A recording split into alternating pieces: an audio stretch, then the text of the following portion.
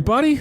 Welcome back to the Film Buds podcast. This is episode number 156. And my name is Henry. And I'm Paul. This week, we got a pretty good show for you. We have a review of Pixar's Soul, which is currently on Disney+. And then I figured maybe we'll touch on that Netflix news about them releasing at least one movie every single week this year. Mm-hmm. And so we'll get to that. We have a listener question concerning the current state of Pixar, so maybe we'll wrap that into the Soul review, but just depends on how the discussion goes. Other stuff we watched, you know the deal. So it's great to have you here. And Paul, how you doing, man? I'm doing pretty well, you know. It was a nice, quiet Wednesday today, which was enjoyable. You know, just plugging away, working at watching stuff for Film Buds, doing pre-interviews and working on Sane Show. And I'm trying to remember, was the last time that I on here, had I hit the quarterfinalist list for the story that I'd written? No. Okay. That's awesome. Yeah, I hit the quarterfinalist. It was like... Congrats, man. Thank you. It was 1,500. It's now down to like 300 people and some change. Oh, boy. Yeah. There are a few more deadlines, or not deadlines, but like cutoff points. One of them is January 21st, I think, is the next one. And then one in February and one in March. So we'll have to see where it goes. But well, that's awesome, man. Yeah, thank you. Yeah. How are you doing? How's school? Yeah, I'm doing all right, all considering. I mean, it's been a pretty shitty week here in the United States. I mean, amongst other places as well, but had a pretty crazy week here. And so putting all that aside, doing okay. And I started school back in this music business program here in North Carolina, and I have one in-person class, and thankfully it's, you know, I felt quite safe going there, and that put me at ease for sure. Otherwise, doing some interviews for the Music Buds, you know, some composers and other people, so check that out if you enjoy that kind of thing. And sorry, got a Instagram direct message. Other than that, yeah, just not too much. Staying pretty busy, you know. No, I get that completely. Hard to. It can sometimes be a little bit hard to stay focused on the things that you have going on when everything is kind of, you know, seemingly going nuts. But yes, you got to keep moving forward. Yeah. I guess the one in-house thing to mention is the Disney live-action bonus show that you and I recorded along with Henry Wilkinson is now available on thefilmbuds.bandcamp.com, and you can get that for just a $1 donation. That's a pretty good deal, Paul. Yeah, and you know, if you're really uncertain, there's a sample posted somewhere as well. So yeah, yes, there is the quote unquote chapter or intro of the show is on the main feed where you're listening to this, and so you can check that out, and then the full episode is available on Bandcamp. So, you know, the donations just go to help support the monthly upkeep of the show and the website and all that stuff. So it's always nice having that extra support. And thank you to the people who have bought it already. So we appreciate it. Yeah. Other than that, not too much else, Paul. Anything else you want to mention, man, before we get to it? Nah, let's get down to this thing. All righty. Well, let's get into our review of Soul, and we do have a clip this time, so take a listen. Dr. Borgenson will be matched with Soul number 22. Oh, we're going to get into this now. Excuse me. 22, you come out of this dimension right now. How many times do I have to tell you? I don't want to go to Earth. Stop fighting this. I don't want to. You will go to Earth and have a life. Make me. 22 has been at the U Seminar for quite some time and has had such notable mentors as Gandhi, Abraham Lincoln, and Mother Teresa. I made her cry. Ignore that. All right. Well, as I said, Soul is now on Disney+. It's directed by Pete Docter and co-directed by Kemp Powers. It stars Jamie Foxx, Tina Fey, Graham Norton, Rachel House, Alice Braga, Richard Ayoade, Felicia Rashad, Angela Bassett, Am I forgetting anybody big? Wes Studi. That's cool. Mm-hmm. Yeah, there are a few little cameo spots from like Questlove and Daveed Diggs, and that's pretty much everyone. Yeah. The synopsis is a musician who has lost his passion for music is transported out of his body and must find his way back with the help of an infant soul learning about herself. Well, this one, it was what, your maybe top 3 or 4 film of 2020, Paul, I think? Yeah, this was one of my top films for 2020. It was top 5. I really liked it. This was my second time watching it. I watched it when it came out and I rewatched it for this.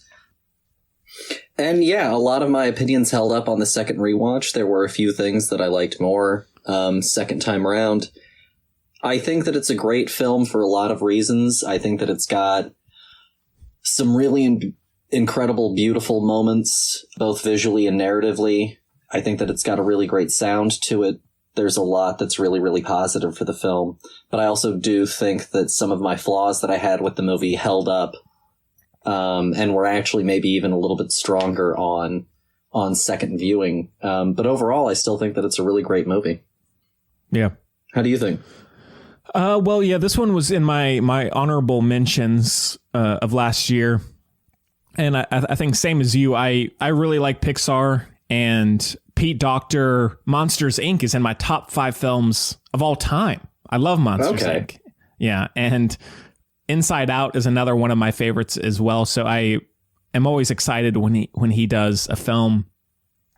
Overall, I liked it. I don't think I liked it as much as some people do. Mm-hmm. I thought that there were undeniably some great, very profound moments that, really ring true for Pixar and that really hit me emotionally. However, I really found the movie to be the two halves or the two storylines of the film to be very unbalanced in terms of my interest. I thought everything in the real world was great. I thought it was very charming, entertaining, thoughtful. And then I thought almost everything in the purgatory, afterlife, whatever you want to call it, was, to be kind of blunt, borderline not good. I just thought it was overly complicated, visually not very interesting. I didn't really find the characters in that world to be all that funny or charming. And so I felt like going back and forth, it would really kill the pacing for me, having to always go back to that world. I honestly, and it may just be very typical me, I would have loved for it to have just been a film about a jazz musician trying to make it as a musician in the real world. And I would have been okay with that. And while I get that some of the ideas are kind of hinge on that purgatory storyline, I still found it to be very unbalanced and inconsistent for how much I was invested in the movie. No, for sure. I completely get where you're at. I think that I was talking with a friend of mine, Nick Delgadillo, who does some written film criticism and that sort of thing.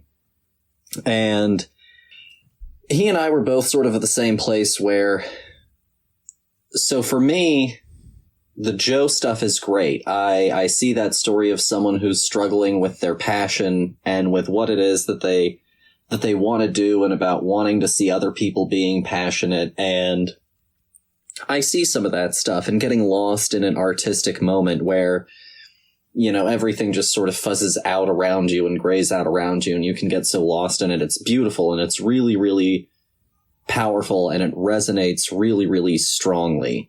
I think, even though they're using jazz, I think that you can kind of ignore the whole almost adherence to jazz that the movie has and really just sort of use jazz as any kind of metaphor for, whatever it is that gives you that passion, which is part of why 22 keeps using jazzing, but that's a different point.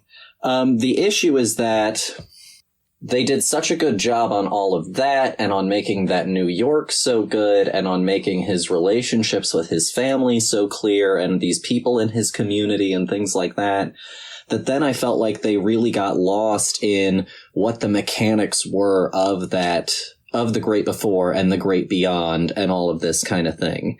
And so, you know, it's like you got to get your spark. You got to find the thing that makes you interested in living. And then you have lost souls who are people who kind of got, you know, so obsessed or anxious or whatever along the way that they lost themselves. And you go through this whole journey of him sort of, you know, of Joe, our main person, questioning what is his passion. And I don't think that the movie ever really makes any sort of clear decision on what his journey is in terms of, is his journey about trying to identify what his passion is, or is it just about him trying to identify passion in life again? And for so much of the movie, it feels like it's building on this thing of like teaching versus music, because so many of her experiences, 22's experiences, race through her as a teacher, and some of her experiences on Earth are her teaching people different perspectives, or, you know, getting Colleen to be a teacher again. Then at the end of the movie, when it doesn't kind of do anything with any of that, and it doesn't make Joe pick a passion, and it's just kind of this like whomp, and like 22 just sort of gets a spark that isn't really related to anything. She just now has the will to live, I think makes it very narratively messy, so that then when you get to the end and it's just sort of like, live every day like it's important because it is.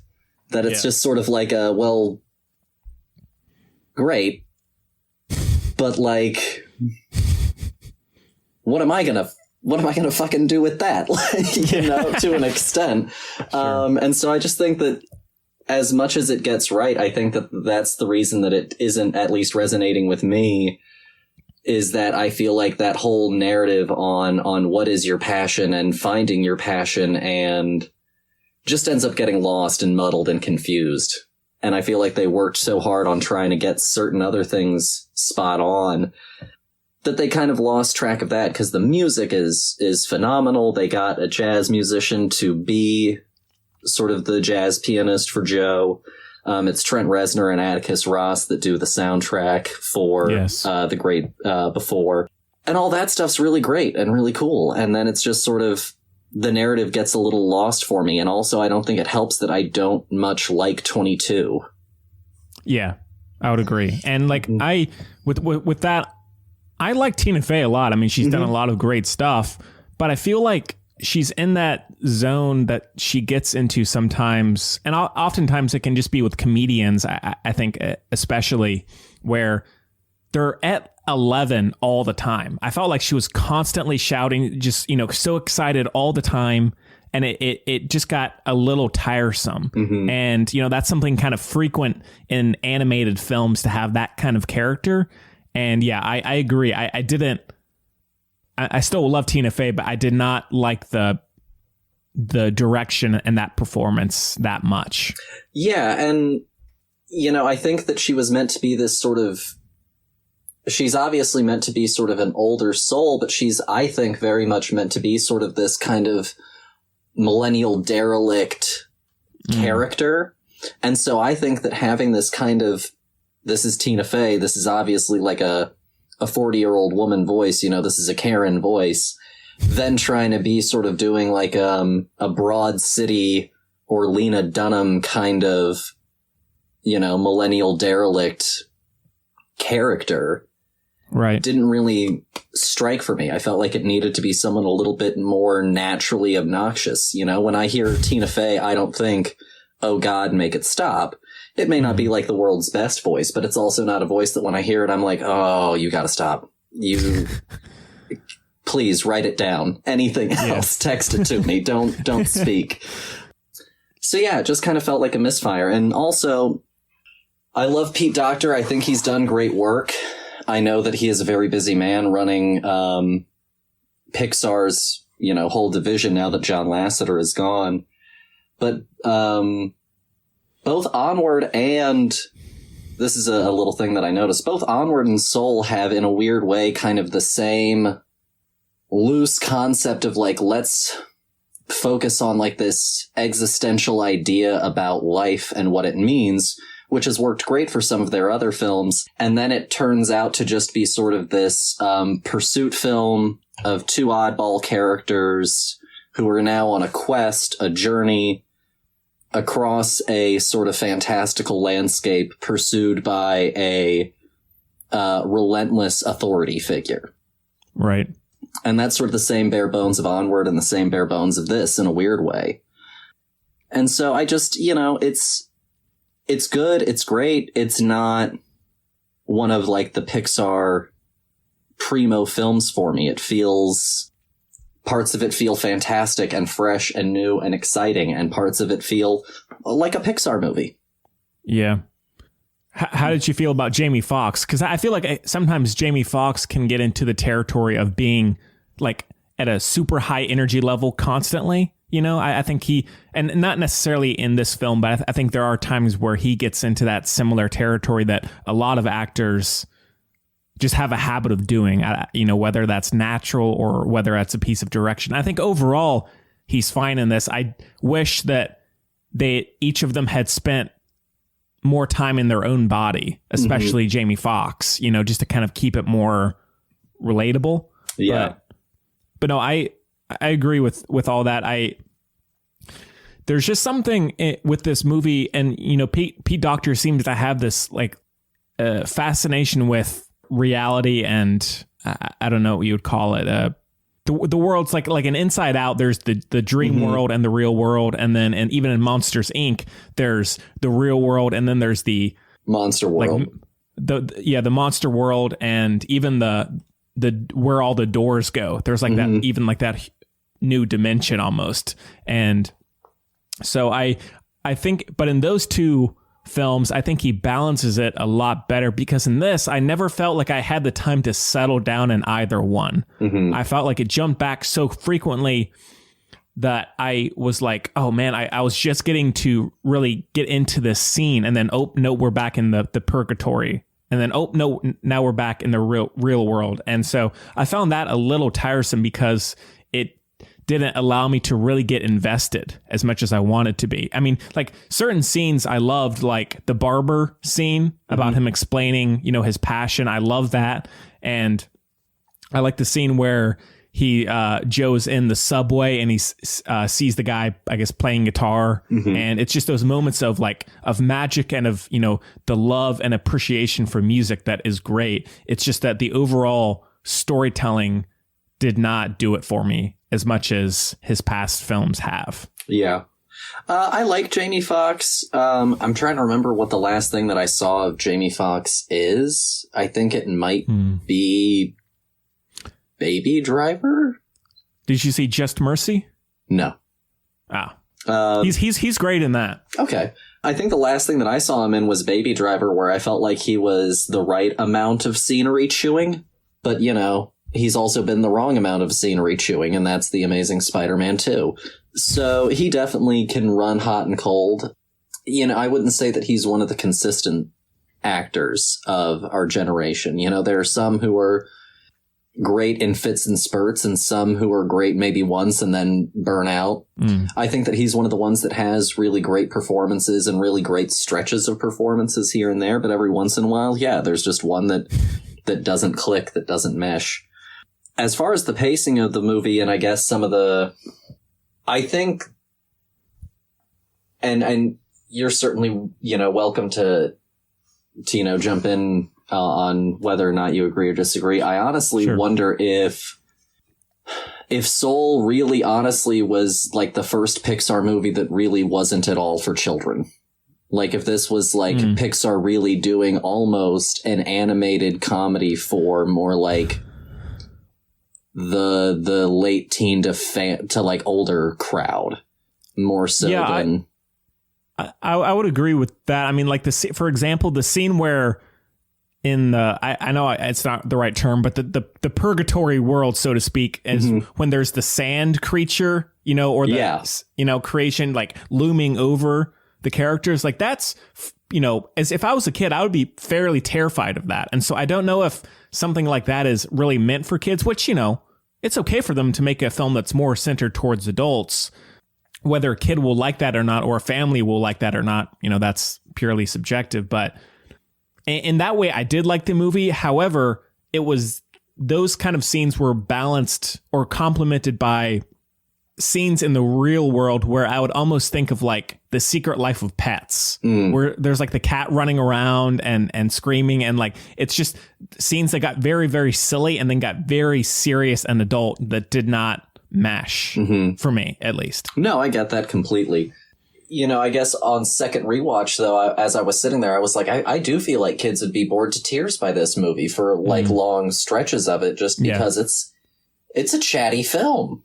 Like and it's not like Inside Out, where a lot of my cutaways to other characters can be really funny, where we get to see Riley just driven by fear, anxiety, and anger, which, you know, beget a lot of really great comedic moments and cutting away to the emotions of other people's minds. You know, this is the souls that we have, and here's Group A and here's Group B, and Group B is really just this one character on the trail of these others. And, you know, it's inconsistent, you know, because it doesn't feel, I guess, necessarily like something that I would immediately think to put on with like my nieces and nephews out of all of the Pixar films. But then it also, to your point, doesn't really hit, I guess, as hard as like an adult film should. Right. And like with the performances, like comparing it to Inside Out, the other Pete Docter movie, it's like, you know, I found not only the characters, but also like Amy Poehler in that movie. You know, I loved her performance in that. And, you know, then comparing it to these, I think it's lesser, which, you know, it's not saying it's a bad performance, but overall, you know, of course, the animation is great. I mean, that's kind of a given with Pixar. It, you know, like New York City looks incredible. The lighting, you know, and shading and the color palette is fantastic. And that's something I will never tire of. And, you know, we might get talking about that more with the listener question. Yeah, the Trent Reznor, Atticus Ross score is great. And as you had said on the last episode, it's one of those dives into art and creation that could get someone who is not interested in jazz or whatever it is they're depicting getting interested in it, you know. And I think that's, I mean, it happened to me a little bit. You know, I wanted to go immediately listen to jazz after this. And so that, you know, is not something that should be downplayed. I mean, that's a pretty impressive accomplishment for a film, like an animated film, to get you interested in that subject matter. Yeah, I mean, to reference both the episode where I talked about Soul before, and also the episode where we talk about the Nutcracker, the bonus episode, you know. Great film. Misty Copeland definitely had an impact on like the ballet movement in America, you know, as she rose to prominence, and that's certainly why she shows up then in Nutcracker in the Four Realms, is because, you know, she's riding this moment of like being the face of American ballet. And so, yeah, this movie gets to kind of go and take jazz to this more approachable level, because like Whiplash isn't for people who are new to jazz, you know, to understand the inner workings of a jazz band. And it's John Batiste that they brought in for this. And there's a extra that you can watch on Disney Plus where he talks about wanting the jazz to feel approachable and like anyone could kind of get into jazz. And I think that he definitely did nail that mark. There's some great fastidious detail work in the world, in the sound, in so much of the technical portions of the film, and even in certain story bits. But then it just falls off in others. And honestly, I was just thinking about it a second ago when we were talking about Tina and Amy and the comparison of her to Amy. Tina was always, I guess from my perspective, at least on SNL, way more of a writer. Whereas like Amy and Kristen, I felt like I saw more in skits. And so now it feels like I'm getting Tina Fey doing like her best Amy or Kristen. And I'm not sure that tracks, because that's just not her type. Yeah, that's fair. I you know, I love her in something like 30 Rock, you know, that's great, but Perfect. But I agree.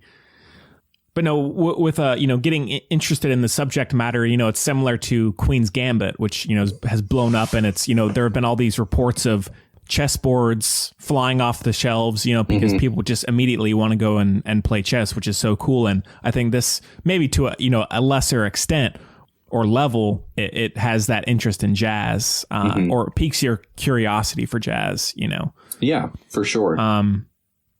And yeah, I think, and I don't want to be repeating myself or hating too much on it, because overall I did like it.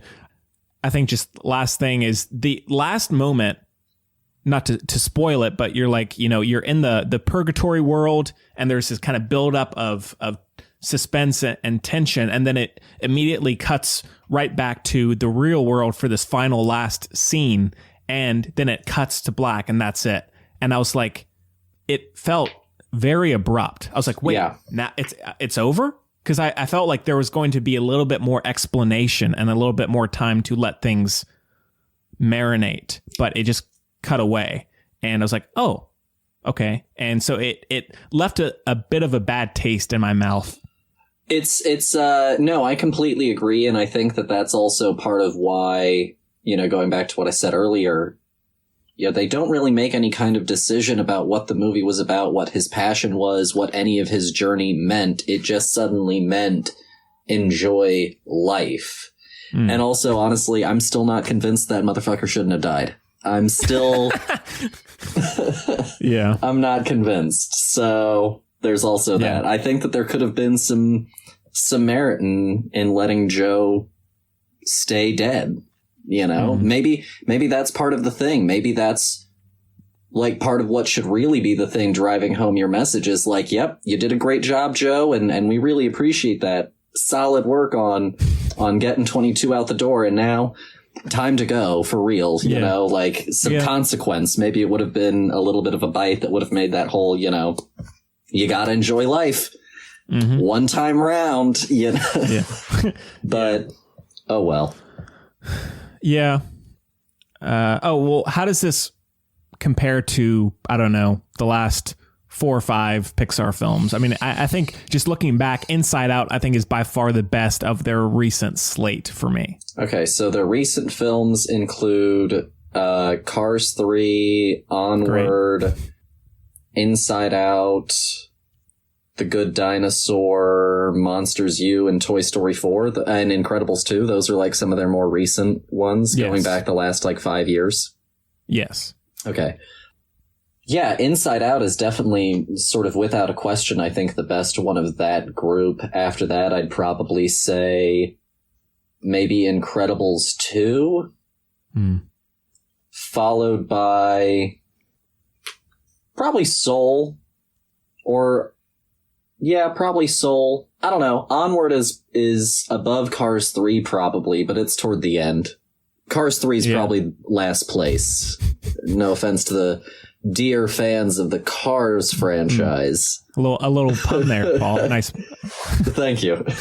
And I whenever Cars 3 is brought up, I always say that was our very first review on Film Buds. Oh yeah. Good old Cars 3. Yeah, which I can say I don't hate. I've rewatched it, and I think it's a charming movie. It's not best of the bunch by any means, but no, I would say Inside Out, and I do like Monsters Inc. so much. I think Monsters University might be second, and I did rewatch Onward, as I said on the last show, and I actually did enjoy that more so on the rewatch. So it might be up there, but yeah, Soul, I don't know. It's hard to say because it is a challenging movie, but I don't know if it's one that I'm really thinking about all that much, or perhaps maybe I just haven't had enough time to really think about it as much as I have with the others, but it's not really one that it comes to mind really. Yeah, no, I completely get where you're at. For me, it's middle of the road sort of Pixar, it's brave. It's The Good Dinosaur. It's here. It's doing fine. It's doing well. Cars, the first one. It's fine. It's good. It's got a good message. It's got some bold, great, incredible moments that definitely make me think, oh yeah, that was a nice part of that movie. But overall, it doesn't strike me and sort of gobsmack me the way that I think of when I think Inside Out, when I think WALL-E, when I think The Incredibles, you know, these really visceral experiences that were just powerful. I haven't seen Toy Story 4, so I can tell you whether that's any good or not. My nieces and nephews love it, which make me suspicious. So, yes. Paul, we should do a Cars trilogy bonus show. Deal. Are we also going to do all the Mater spinoffs and bullshit as well? Sure. Yeah, don't worry. We already have a Despicable Me franchise planned. Oh, good. We're just going to, they're just going to have a great time with us for all a little the while. specials on Netflix, you know, all that great stuff. Oh, yeah. Short films. But anyways, all right, man. Well, anything else about Soul? And now, do you want to do the listener question right after this to keep the conversation going? Yeah, sure. All right. Well, anything else about Soul in particular? No, not really. I think that I'm all right. All right. Out of 5 stars? You know, honestly, even though I sounded very down on it, ultimately I'm still going to give it, I think, a 4. I still really, really like it. When it hits me, like it hits me, you know, like a ton of bricks. When it really, for me, when it strikes, it strikes. It's just that so much of that is reserved for like the first 2/3 of the movie. Yes. Yeah, I guess to fall into like the critics curse, I will say 4 stars as well, even though I was kind of down on it. You know, I agree. There were moments that really did hit me very well. And so, yeah, overall, I liked it. It may not sound like it, you know, over the last 30 minutes we've been talking about it, but I enjoyed it. I'm being critical because I care. Yes, exactly. So it's a 4 for me. Mm-hmm. Yeah, no, that's fair. Okay, well, we'll do news right after this next segment, excuse me. But we do have a listener question. So the Filmbuds podcast at gmail.com is where you can reach us at. Also Facebook, Twitter, and Instagram at Filmbuds. So please, if you have not followed us there, please do that. And don't forget to subscribe and rate the show if you haven't already. And so this one comes from Darren. I think we may have heard from Darren in the past, and he says, "Dear Film Buds, what's your viewpoint of Pixar? Is it still relevant, making good movies, and will it ever get back to its classic early days? Enjoy the podcast." Thanks, Darren. Paul, it's a loaded question. Yeah, I mean, there's a lot going on there. Do I still think Pixar is relevant? Yes, absolutely. Name me anyone else who is as much of a name in animation. You know, they're practically Google. Like, do people know that other people make Disney and animated movies? Sure, but like, it's either a Disney Pixar movie or it's not, and everything that's in the not category is just over there. No one, I think, could really give you an adequate guess of who makes what. Not a DreamWorks animation fan, Paul? I like DreamWorks animation. I'm just saying, I think the average Joe is just like, are those the ones that make the Minions? Like, yeah. Oh, yeah. So, you know, so Pixar's still definitely relevant. I really appreciate that they did do 2 original films back to back, even if I don't think that they're amongst like the peaks of Pixar. I think that they're really good. And I, again, respect that it's a little bit of an acknowledgement. You know, you're right. We did sequels kind of too long, too consistently. We're getting back and doing a few more originals. Do I think that they're ever going to get back to classic Pixar? No, if only just because that was a time and a place and a group of people at a point in their life, and you can never go back to that. You know what I mean? Yeah.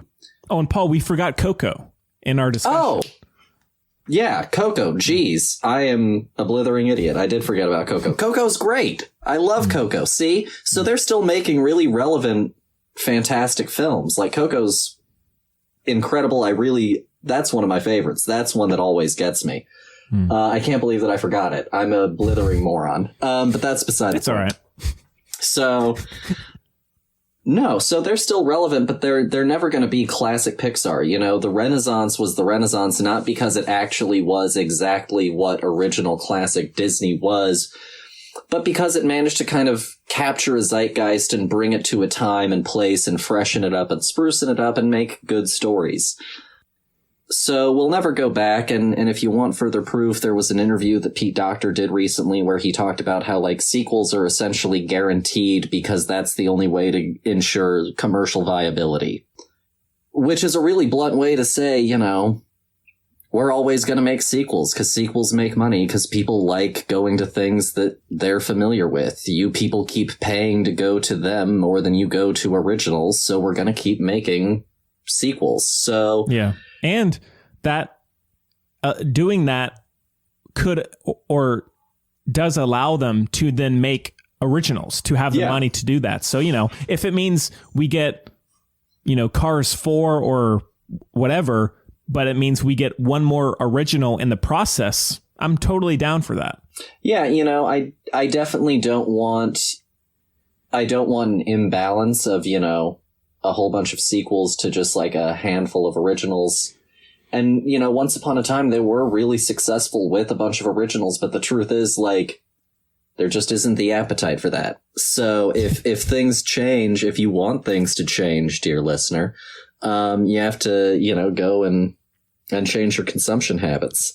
And that's kind of we're the problem. We keep going to see them. Yeah, I know. So, that's, I guess, kind of my broad stroke on Pixar. And I think that they probably will be around for as long as they can, you know, continue to supply something that people want. How long that is, who knows? Yeah. I'm about the same as you. You know, I think they had a string of, you know, like 5 out of 5 masterpieces for a while, but I think that they have fallen into, and it's, you know, natural, I think, to have some duds here and there. And obviously with longevity, as you were saying, the kind of commercial viability, I'm fine with them doing, you know, sequels to get these originals out, and I appreciate that.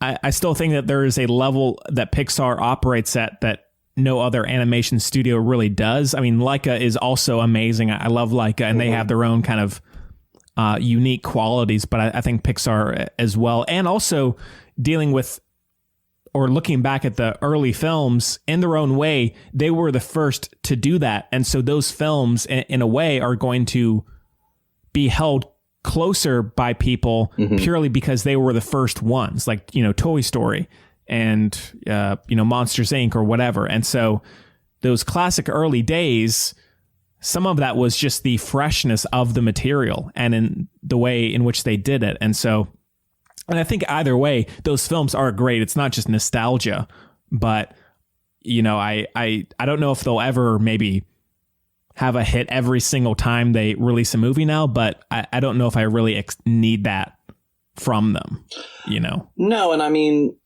Pete Docter has been there a long time, and not to, I guess, you know, sort of zap any of the magic out of the Pixar experience, but like, some of this is definitely a packaged thing that they have figured out, you know, how to consistently at least be a Cars 2 level of good minimum all of the time. And so part of that is the sort of, you know, the business machination of the whole thing is, you know, they found a way to consistently package this thing. How many of these stories really focus on oddball duos? How many of these stories focus on quests? When you sit down and start thinking about it, it's going to be a lot of them. So it's and you're right. It's never going to be what it's going to be because those early ones were pioneer, you know, groundbreaking things, and it's not going to take on any kind of new form again until there's like radically new blood in the thing. And right now, that's just not what it is. You know, Pete Docter is classic Pixar family man, you know. Rachel House, who does the voice of Terry, is also the voice of Moana's grandmother in Moana. So, you know, it's a part of the Disney thing. It's got those wheels greased. It knows exactly what it's doing. It'll never go back, and that's fine. Yeah. And, with like, we're, even like when I was talking about Mank, how at least I thought it was kind of lesser Fincher. It's almost the same thing with, Cars 3, where it's not a great movie, but there are still such, whether it's the animation quality or just certain emotional beats that not many other studios match. Yeah. And so there are films like that will stick with me more, even if it's not a 5 out of 5, more so than other animated films that come out from other studios. For sure. I mean, just even on a technical level, I mean, Toy Story 4 has a shot that includes a digital lens diopter. No other animated film, as far as I'm aware, has a lens diopter shot. I was noticing that there were moments in Soul where like the depth of field was so shallow that you were starting to lose sort of early bits of Joe as he started to kind of get into the zone where you were really only focusing in on so much of his face. Right. So they're incredibly technically gifted. I can't tell you another animated film from any other 3D animated studio that I watched and went, the technical level on display here is, second to none. I've never felt that way watching a Shrek movie. I've never watched a Shrek movie and went, wow, fucking groundbreaking, just on the visuals alone. So we'll have to see what happens with them. But no one does it quite like Pixar still. And you're right. And that's also why they're still relevant, is just because on a technical level, they're still wizards and they're still some of the best. Yeah.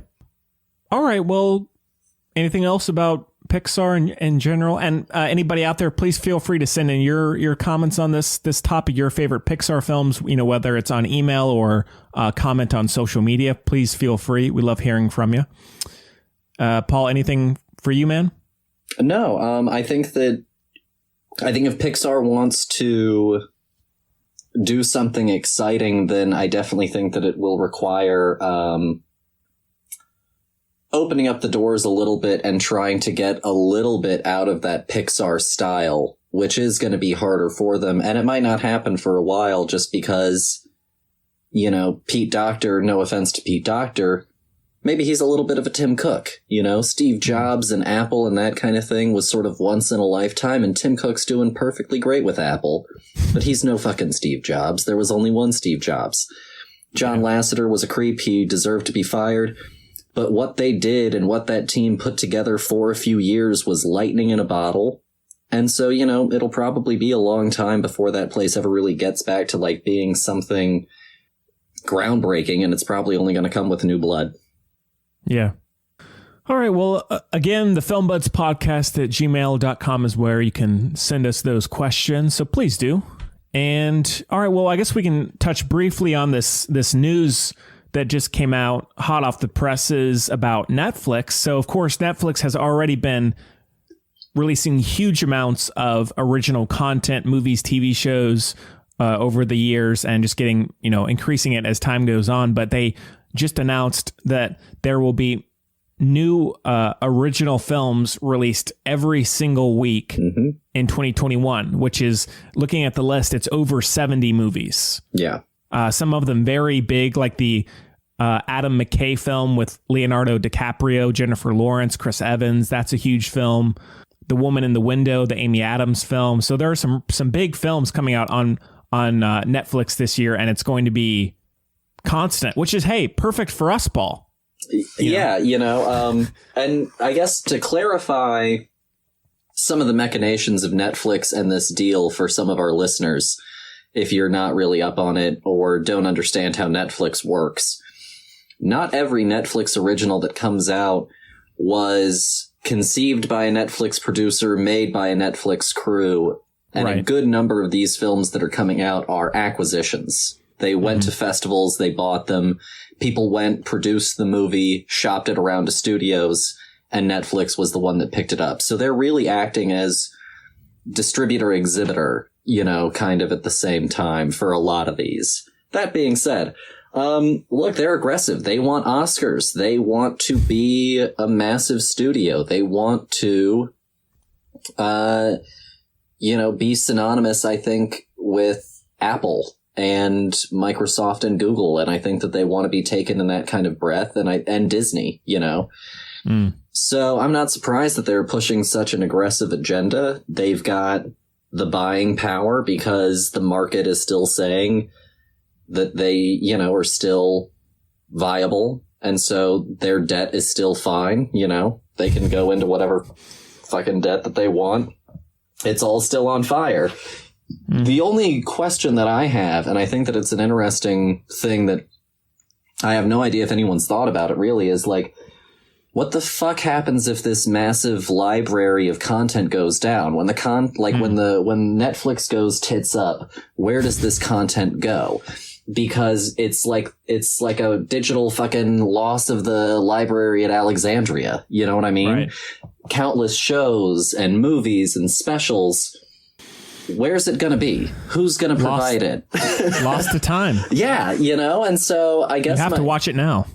My question for everyone is this, is, you know, it's exciting, it's fun, it's cool, but also by kind of increasing the disposability of film, aren't we kind of undermining some of its value? And also by always having everything through these digital streamers, you know, at a certain point, the jig is going to be up, and then what's going to happen to all of that stuff? Where is it going to go? And that's, I think, sort of where my question went the moment that I heard this, was like, cool, where can I get some of these on discs so that way once you're gone, yeah, it's not like there go 100 of my favorite things. Bye. Yeah. No, that's a good point. It's, I guess it all depends on if we outlive Netflix. You know? We might not. Who knows? Yeah. So, you know, that's an interesting point, but it'll be quite a year. And I guess it's also perfect considering the pandemic. You know, a lot of people are staying at home and need stuff to watch. So I guess it's better for Netflix and better for us as well. Yeah. They're releasing all this content. Well, and, you know, just because it's getting released doesn't mean that it's good, folks. It could all be Hallmark content level, you know? We could be doomed to a year of some of the worst fucking Netflix content you ever did see. Yeah. Yeah. Oh, for sure.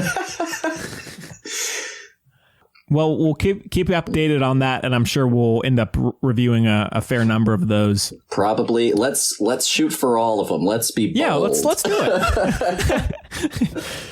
All right, Paul. Any other news you want to touch on, man?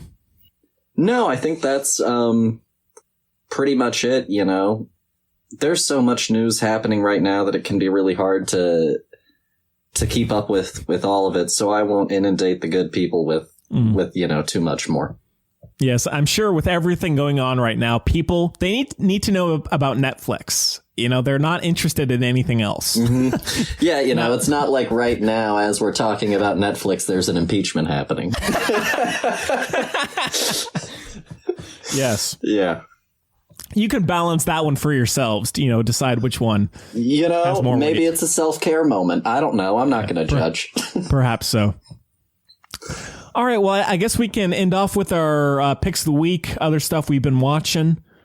Paul, you want to kick things off? Sure. My pick of the week is actually going to be Trial of the Chicago 7. Oh, yeah. It was one of the ones that I didn't get to see from 2020. Same. So, dear listeners, I followed through. I said I was going to start watching those. I started. It was good. I liked it. I think that as far as Sorkin goes, I think I prefer him as a writer more than a director. Molly's Game was a really great directorial effort. I think Trial of the Chicago 7 a little bit less so. I'd have preferred, I think, an 8-part series where one of each episode focused on one of the 8 defendants on trial for the events of the riots. Very topical film. I think that 2 of our leads were miscast, which kind of, you know, drew me out of it a little bit. It's one of my lesser Sacha Baron Cohen performances. I also think that Eddie Redmayne does very just okay. Yeah. And so I think that it could have been a little bit better, but overall I really, really enjoyed it. And I think that it has a lot to say that's very relevant and very topical to right now. And I think that it's definitely worth a watch. Yeah. Yeah, I've been wanting to check that one out as well. What about you?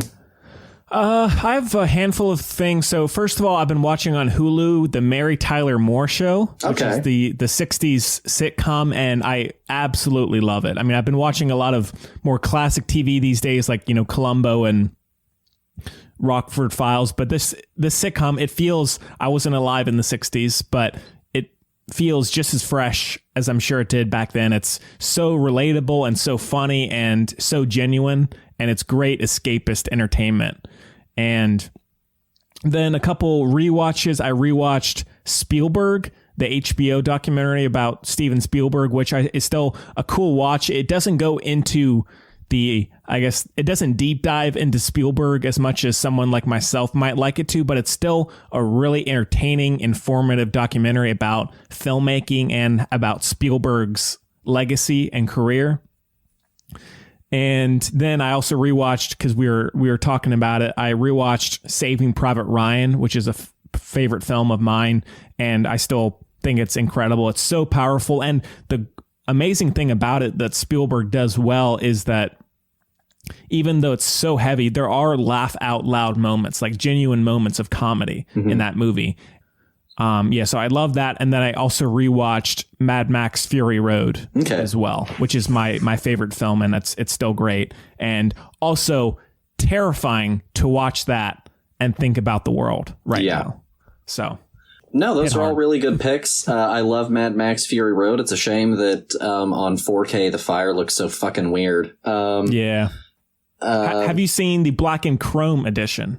I have seen parts of it. I haven't watched the full black and chrome. I have watched Logan Noir as well. Similar concept. No, that all sounds really good. You talking about Columbo made me think every Columbus Day I actually celebrate Columbo Day, and I send everyone that I know a picture of Columbo. Nice. Yes, Columbo. I mean, anyone who's listened to the show for a while knows I love Columbo. I've become obsessed with it. No, that's all really good. And yeah, the first Mad Max movie was supposed to take place like in 2021. So. Oh, great. Yeah. Well, this is the year, Paul. Started from the bottom. Now we're here. Yeah. Yeah, I think that's about it for me, man. Any other things for you? The world is nuts. Yeah. Listen to professionals. You don't know everything, and it's really important sometimes that someone tell you that frankly again. I don't know everything. I'm just very ardent about film, and that's probably where I have the most opinion. And also, it's film, so I'm allowed to be frivolous and ridiculous with the things that I say and how hyperbolic I get. But you don't get to be hyperbolic and ridiculous and as opinionated as I am about actual serious shit, because, spoiler alert, we're all just figuring it out. Let's figure it out together. Let's do it. Paul, you took the words right out of my mouth. Yeah. All right. Well, I guess that is about it for the show this week, sadly. That's about it. Next week, I mean, Paul, it's 2021, clean slate. We can go anywhere we want, however we want.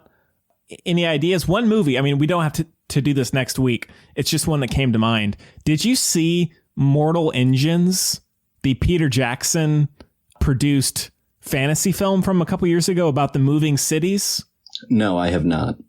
Oh, we gotta throw that in there sometime. We'll throw that one in. What do we have, like a new release coming out for Netflix? Netflix, I don't know. I know there are like a couple, like that Promising Young Woman will be on VOD, but for Netflix, I don't know if there is anything off. I guess the last thing they released was that Pieces of a Woman, that Shia LaBeouf, Vanessa Kirby film. But I wouldn't be surprised if they have something for this week. We'll figure something out. Stay in suspense, dear listener. Yes. Think about nothing else. Fret over it. Wake up in the night sweating about it. Yes, as we all are. So cool. Yeah, well, and all of that will be updated on social media and at thefilmbuds.com. And once again, don't forget to check out the Disney bonus show at thefilmbuds.bandcamp.com. It was a really great time chatting about those movies, and so make sure to listen to that. And yeah, well, Paul, man, it's always great to see you. Great to see you too, man. Yeah, everybody just please, stay safe. Be optimistic as best you can. It's, some dark days, but just, keep up hope and be smart and be safe. All right. Well, we hope you enjoyed it as much as we did, and we'll see you next time. Have a good evening, folks.